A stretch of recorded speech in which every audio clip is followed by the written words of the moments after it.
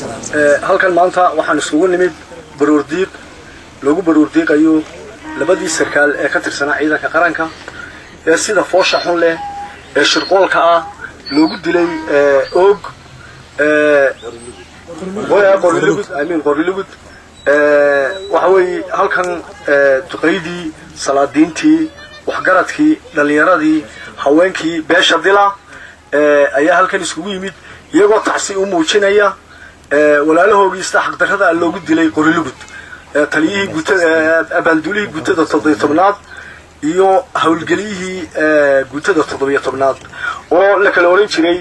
kabtan maxamed yuusuf abu maxamed iyo jaamac maxamuud xaddi waxaan ka hadlayaa dilkii foosha xumaa ee ka dhacay jiida qorilugud ee lagu dilay labada sargaal xeradaasi guutada 17aad lagu dilay dilkii qorshaysnaa ee foosha xumaa ninkii gacan ku dhiiglaha ahaa ee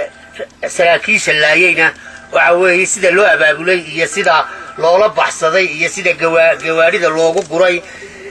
loogu gudbiyey buuhoodle dhammaan xaaladaasi waan ognahay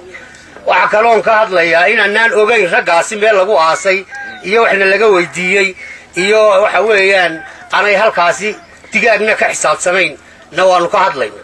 waxa kaloon ka hadlayaa madaxweynaha jamhuuriyadda Soomaaliland weli tacsi ma hayno oo u diray qoysaskii ama eheladii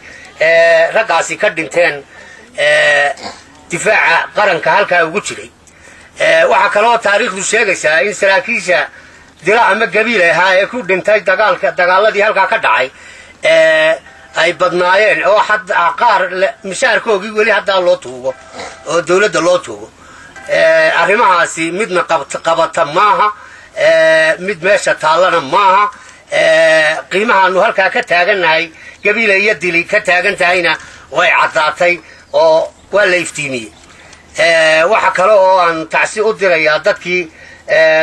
dorhaad ku dhintay gabiilay xabadda lala dhacay ee ciidanka nabadgelyadu xabadda la dhaceen aad baan uga xunnahay khasaaraha halkaa ka dhacay iyo dadka lagu hagardaameeyey muujinayey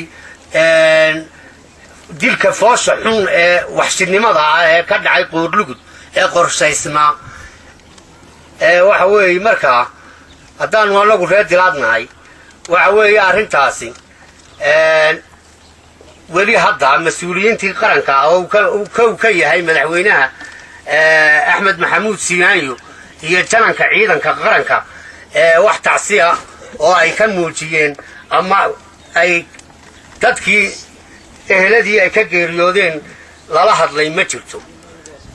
halkaa waxaa ka muuqata qadarin xumo iyo qoorsi iyo dadka gobollada galbeedka oon wax qiimo ah halkaa ku lahayn askarigaasi gacan ku dhiiglaha ah ee dilay raggaasi waxaana loo sheegay inuu ka soo jeedo qoyska madaxweynaha waxa wax ku dilayna awood madaxweyne iyo aan cid wax ka qaban kartaaba aanay jirin taasina waxa weeye ciidanka qaranka meel kastoo ay joogaan batacsaan uga diraynaa fiiro gaarana ha lahaadaan waxa weeye waxaan halkan inaan kelmad ka gaarsiiyo doonayaa waxa ka dhacay askarta imika uu ka warramay suldaanku ee lagu laayay meesha la yiraahdo qorilugud ee loo xisaabiyay nuucanaan imika inaan halkan aan maanta dhan warranaa inaan ka garanayn waxa weeye haddaan mid iftiimino madaxweynaha waddanka jira wuxuu ku joogaa sharci baana wax lagu kala xukumaa sharci baana kala dambeynta ay ku yahay sharci muu madaxweyne ku yahay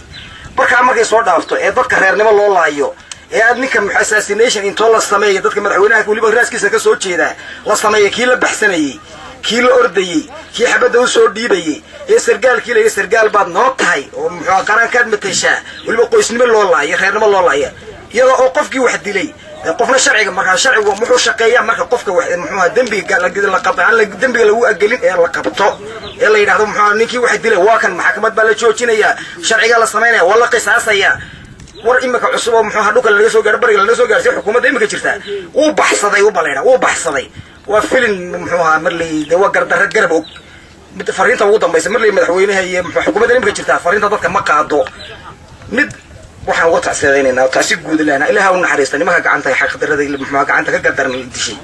qoysaskoodina samari iibaan Allah inaga siiyo dhamaanteen inaga dhinteen dadka muxuuha iyaga oo muxuuha dareenkooda muujinaya gabiri loo xoog sheegtay adduunka xoog ba lagu mitalaa qof muxuuha gacanta taagaya oo wax le muxuuha waxaasan diidaya oo xabad intoo lagu aamusiyo ciidamo gaar oo madaxweynaha samaystay la yidho magac leh ama wad maxaan RRU baa la yidhaahdaa waa si kala kuwa buradan muxuuha meesha saraakiisha ku laayina ninkii qoriga dhiibay kii muxaajeel ka soo daayay kii la baxsaday intaasna waa isku wada reer waxaan madaxweynaha qoys bay ku jireen cid bay u xisaabayeen wuxuu qarankani muxuu qaran ku noqonayaa ee kala dambeyntu ku jiraysa fariinta ugu dambaysan maanta halka ka gudbinayna haddaan nahay beeraha bariga waxa weeye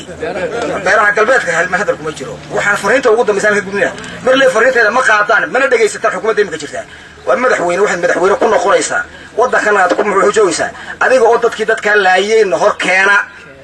idinka oo muxuu ahaa taabooyin oo soo horjooja dadka yagii oo muxuu ahaa wax alla wax qiimo saraakiisheedu loo sameeyay aanay jirin kana sugu nimidna ama dadweynahani ay u soo urureen waxa weeye barordiiq iyo yani siday wax u dhaceen geeridaas foosha xun leh shirqoolka ahayd ay muxuu ahaa u dhacday inay dadku dareenkooda muujiyaan weeye waxa dadweynuhu isugu soo baxay ee ay halkan u yimaadeen mid waxaan garanaynaa inay geeridu xaq tahay waxaan kaloon garanaynaa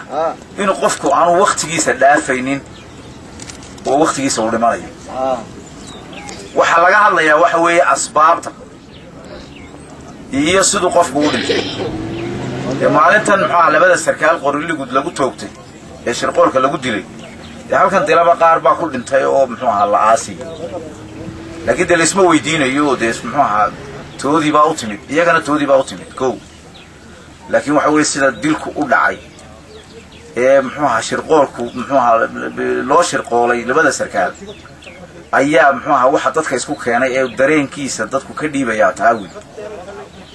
waxaan kaloo muxuu ahaa yani kolley halka ka caddaynaya waa caalam ahaan iyo muxuu ahaa somaliland ahaan iyo soomaaliya cid kastaba inaanay meeshan rabsha ka jirin oo muxuu ahaa yani mudaharaad iyo rabshad iyo xabad la isla dhacayo inaanay meeshan taagnayn waad arkaysaa rabshada ka dhacday gabiilay ee dadku dareenkooda ku muujinayeen muxuu ahaa yani ciidamadu rasaasta u adeegsadeen ee caruur aan waxba galabsanin ay ku dhinteen ee dad dumarahoo aan waxba galabsanin ay ku dhinteen ee xabadda toos loola dhacay waxaan muxuu ahaa kulley aada uga xunnahay dadku dareenkoodana inay muujiyaan xaq bay u leeyihin halkan rabshad iyo rasaasi midna kama muuqato annagaa iska fogaynay oo dadweynaha iyo odayaasha ayaa ka dadaalay inaanay wax rabshadii meeshan ka dhicin oo dee cidda rabshada lagu samaynaya halkan dawladiba ma joogto okay maamul hadduu jirana maamulka keliyahe meeshan muxuu ahaa yani maaragtay dawladda uga muuqda waxa weeye qof cashuuraha dadka ka ururiya wasaarad noocaasaan ku ogay anigu kuma ogi wax kaloo kale dee maamulka muxuu ahaa degmadu ay iska leedahay muxuu ahaa dee muxuu ahaa iyagu nidaamkooga iyo systemkooga iyo nabadgelyadooda ku ilaashanayaan waa gooni sidaa awgeed baan muxuu ahaa dee halkan RRU iyo muxuu ahaa wax lagu mudaharaada iyo cid muxuu ahaa yani maaragtay laga hortagaa anay meeshan u joogin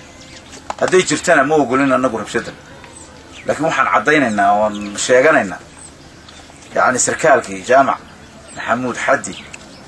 iyo sarkaalkii kale ee lala dilay maxamuud yuusuf muxuu ahaa labaduba waxay ku dhinteen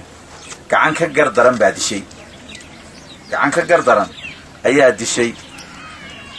shirqool baa dilay oo waa laga dambeeyey muxuu ahaa yani in saraakiisha ninku toogto sidaan warka ku hayno waxa weeye askariga waabu xidhnaa baa lii hadduu xidhnaa xero ciidanna wuu joogay askarina way joogtay guutaana meesha lagu tilmaamay waxa aad wax loola yaaba ah yani intuu soo baxay oo jeelkii laga soo saaray labadii sarkaal ee meesha u sarreeyay inuu xabad ku dhadhajiyey inuu iska dhaqaaqay oo cid alla cid qabatana wuu baxsadayna afka muxuu ahaa dawladdu ay ku soo baxday wax la aqbali karayo ma aha wax cidnaba u dhadhamaysa maaha waxaan u sheegnaa dadka saraakiisheedii bariga intii hore ee naga dhimatayna waxaan qabnaa in shirqool lagu dilaayay in shirqool lagu dilaayay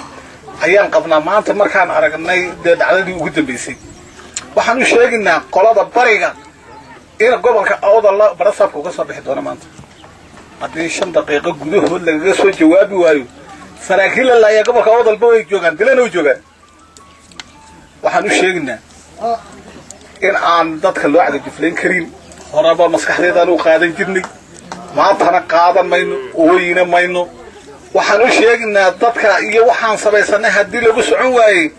waar xaafad kamaad ka dee وانا كده تحسيدين ان قولada dagaalka gabileyla inta dambe lagu qaadayna waan ka taxsiideynaa caruuraha dhimatay iyo ooriyada dhimatay waan ka taxsiideynaa waxaan sheegnaa 5 maalmood gudahood hadii noogu soo jawaab waayo oo dawladdu soo jawaab weydo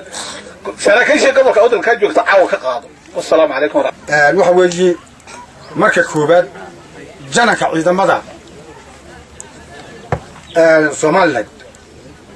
waxaan iyo madaxweynaha iyo dawladda Soomaaliland dhamaanteed waxaan ka codsanaynaa gacan ku dhiiglayaashii inay hortayada keenaan